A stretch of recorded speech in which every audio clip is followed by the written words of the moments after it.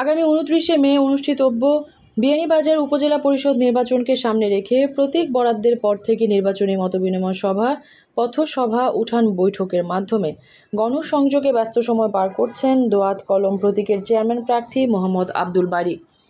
মঙ্গলবার সন্ধ্যায় তিনি উপজেলার তিলপাড়া ইউনিয়নের পীরের চক, গাংকুল, দাসুরা বাজার ও রজব গ্রামে নির্বাচনী মতবিনিময় পথসভা, উঠান বৈঠক ও গণসংযোগ করেন। পৃথক পৃথক এসব অনুষ্ঠানে উপস্থিত ছিলেন বিভিন্ন এলাকার প্রবীণ মুরব্বী, সামাজিক ও রাজনৈতিক নেতৃবৃন্দ, শিক্ষক, ব্যবসায়ী সহ দোয়াত কলম প্রতীকের কর্মী সমর্থকরা। পরদিন বুধবার সন্ধ্যায় মাথিউরা ইউনিয়নের নালবহর বাজারের বিভিন্ন শ্রেণী পেশার ভোটারদের উপস্থিতিতে দোয়াত কলমের প্রতীকের সমর্থনে নির্বাচনী সভা অনুষ্ঠিত হয়। এ সময় চেয়ারম্যান প্রার্থী মোহাম্মদ আব্দুল বারী উপস্থিত ভোটারদের কাছে বিয়ানীবাজারকে একটি স্মার্ট, দুর্নীতিমুক্ত, আধুনিক উপজেলা হিসেবে গড়ে তুলতে আগামী 29শে মে দোয়াত কলম প্রতীকের পক্ষে ভোটের রায় প্রত্যাশা করেন। তিনি বলেন, নির্বাচিত হলে সর্বস্তরের জনগণ এবং তাদের চাওয়া ও পরামর্শকে সম্মান ও মূল্যায়ন প্রদান করা হবে। আমাদের ঐতিহ্যবাহী বিয়ানীবাজার উপজেলা পরিষদ নির্বাচন, সেই নির্বাচনকে সামনে রেখে ইতিমধ্যে আজকের এই প্রথম পথসভায় আপনাদের সামনে হাজির হয়েছি। আমাদের মধ্যে যে 9 জন প্রার্থী চেয়ারম্যান পদে প্রতিদ্বন্দ্বিতা করতেছেন, আমরা মনে করি যে প্রত্যেকেই তার নিজস্ব অবস্থান থেকে যোগ্যতা রাখে। আমি দুটো কথা আপনাদের সামনে উপস্থাপন করতে চাই। এই নির্বাচনটি উপজেলা পরিষদের 6ষ্ঠ নির্বাচন। এই নির্বাচনে আপনারা আগামী 5 বছরের জন্য একজন উপজেলা চেয়ারম্যান মনোনীত করবেন, একজন ভাইস চেয়ারম্যান নির্বাচিত করবেন, একজন মহিলা ভাইস চেয়ারম্যান নির্বাচিত করবেন। ইতিপূর্বে আপনারা 5 জন চেয়ারম্যানকে আপনারা মনোনীত করেছেন। 5 জন চেয়ারম্যানকেই আপনাদের জীবদ্দশায় যারা মুরব্বিয়ান বা আমাদের প্রজন্মের যারা, তারা ইতিমধ্যে সবাইকে চিনেন এবং জানেন। আমি দৃঢ়ভাবে বিশ্বাস করি আপনারা প্রত্যেকেই এই যে 5 জন বিগত সময়ে বিগত হয়ে গেছেন। বর্তমান শেষ সময়ে যিনি নির্বাচিত হয়েছিলেন আমাদের আবুল কাশেম পল্লব 5 জন, আজকে 6ষ্ঠ নির্বাচন। তাদের প্রত্যেকের সম্বন্ধে আপনাদের স্ব অভিজ্ঞতা আছে, ধারণা আছে। আমরা প্রতিশ্রুতি দিই, আমরা প্রতিশ্রুতি ভঙ্গ করি। আমরা নির্বাচন আসতেই আপনাদের সামনে হাজির হই, আমাকে সেবা করার সুযোগ দেন, ঠিক কিনা? আমরা আসলেই কিন্তু বলি আমাকে সেবা করার সুযোগ দেন। আপনাদের পবিত্র আমানতে আমি নির্বাচিত হওয়ার পরে যখন আমি এই আসনে বসলাম, এরপরে কিন্তু আমি সবকিছু সব অঙ্গীকার ভুলে গেলাম। আস্তে আস্তে আমি আমার আখের গুছাবার জন্য আপ্রাণ চেষ্টা করে গেলাম। তখন বাইবাতিটা বলেন আর বাপদাতে যেই বলেন, যেই আসুক না কেন, তাদের হাতের দিকে আমরা চেয়ে থাকি। কিভাবে চেয়ে থাকি? আপনি কি জন্য আসছেন, কেন আসছেন, কি দরকার, এসব বলে কিন্তু প্রথমে বুঝার চেষ্টা করি যে আপনি আমাকে কিছু দেবেন কিনা, ঠিক কিনা? সাবেক ছাত্রনেতা মোহাম্মদ আব্দুল বারী বলেন, ছাত্র রাজনীতি থেকে শুরু করে আজ অবধি আমি পরিচ্ছন্ন রাজনীতির পক্ষে। আমি কখনোই আপনাদের কাছে কোনো কিছুই চাইনি। প্রথমবারের মতো আমি ভোট প্রার্থনায় আপনাদের সামনে দাঁড়িয়েছি। এ সময় তিনি ভোটারদের নিকট দোয়াত কলম প্রতীকের ভোট চান। আপনাদের কাছে একটি আবেদন জানাতে চাই। আমি ছাত্র রাজনীতিকে অদ্যাবধি আমি একটি কথা আপনাদের সামনে প্রতিশ্রুতি দিয়ে যেতে চাই। আমি নির্বাচিত হই অথবা না হই, আপনারা যদি আমাকে ভোট দেন নির্বাচিত হব, ভোট যদি না দেন তাহলে নির্বাচিত হব না।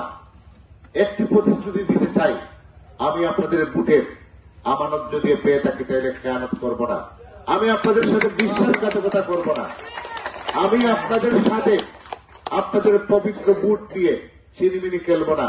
এজন্যই যে আমি আমার জীবদ্দশায় কখনো পার্টির রাজনীতি করে, দলের রাজনীতি করে আখের গুছাবার জন্য পুকুরে একটি টাকাও ঢুকাই নাই। একটি প্রতিশ্রুতি দিতে পারি, প্রতিশ্রুতি হল আমি ঘুষকে ভালোবাসি না, আমি কোন ধরনের ঘুষকে প্রশ্রয় দিতে চাই না। আমি দুর্নীতির বিরুদ্ধে, আমি দুর্নীতিবাদদের বিরুদ্ধে আমার বক্তব্য সবসময় সোচ্চার ছিল, এখনো আছে, ইনশাল্লাহ আগামীতে দিনও থাকবে। এজন্যই থাকবে যে যেহেতু আমার জীবদ্দশায় আমি চ্যালেঞ্জ করে বলতে পারি, আমার জীবদ্দশায় কোনো আপুষ্কামিতার পরিচয় দেই নাই, আমার জীবদ্দশায় কোন দুর্নীতিবাদদের আশ্রয় দেই নাই, আমার জীবদ্দশায় কোন ধরনের অপ্রীতিকর ঘটনা ঘটক মানুষের সাথে অসাধারণ করি নাই। সুতরাং আমি দৃঢ়ভাবে বিশ্বাস করি আগামীতে অবশ্যই এখানে বিভিন্ন প্রার্থী আপনাদের সামনে উপস্থাপিত হবে, আপনাদের সামনে বড় বড় বক্তব্য দেবার চেষ্টা করবে। আপনারা প্রত্যেকেই অনেকেই তাদেরকে চিনেন এবং জানেন।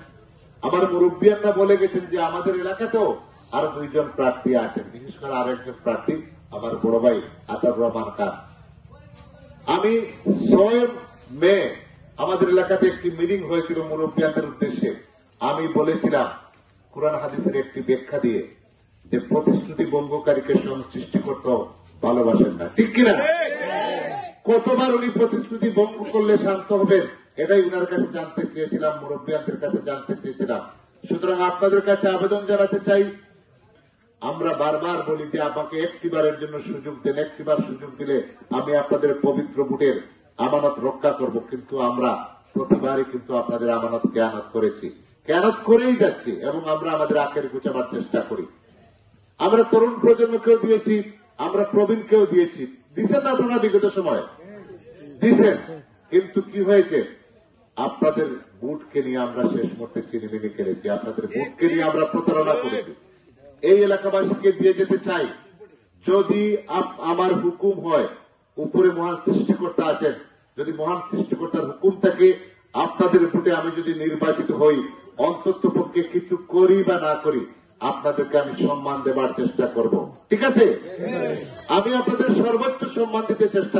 আমার আবেদন থাকবে, মাতুরা তিলপাড়া, মাতুরা দাসুরা কিন্তু দুটি সত্তা নয়। আমরা মনে করি যে মাতুরা তিলপাড়া, মাতুরা দাসুরা একই সত্তা, একই সত্তার একই প্রাণ। সুতরাং আমরা মনে করি আগামী দিনের যে নির্বাচন অনুষ্ঠিত হবে, আপনারা বারবার আমাদেরকে মূল্যায়ন করে আসছেন। আমার আবেদন থাকবে, একটিবারের জন্য আমাকে একটিবার আপনারা যাচাই বাছাই করে নিতে পারেন, মাত্র একটিবার। আমি আপনাদের কাছে বারবার আসবো না। এবারে নির্বাচনে চেয়ারম্যান পদে 9 জন প্রার্থী প্রতিদ্বন্দ্বিতা করছেন। এর মধ্যে শিক্ষিত ও সজ্জন ব্যক্তি হিসেবে একটি স্মার্ট, দুর্নীতিমুক্ত ও আধুনিক বিয়ানীবাজার উপজেলা পরিষদ গঠনে সাবেক ছাত্রনেতা মোহাম্মদ আব্দুল বারীকে চেয়ারম্যান পদে নির্বাচিত করার আহ্বান কর্মী সমর্থকদের। মেহরুন বিনতে ফেরদৌস, এবিটিভি।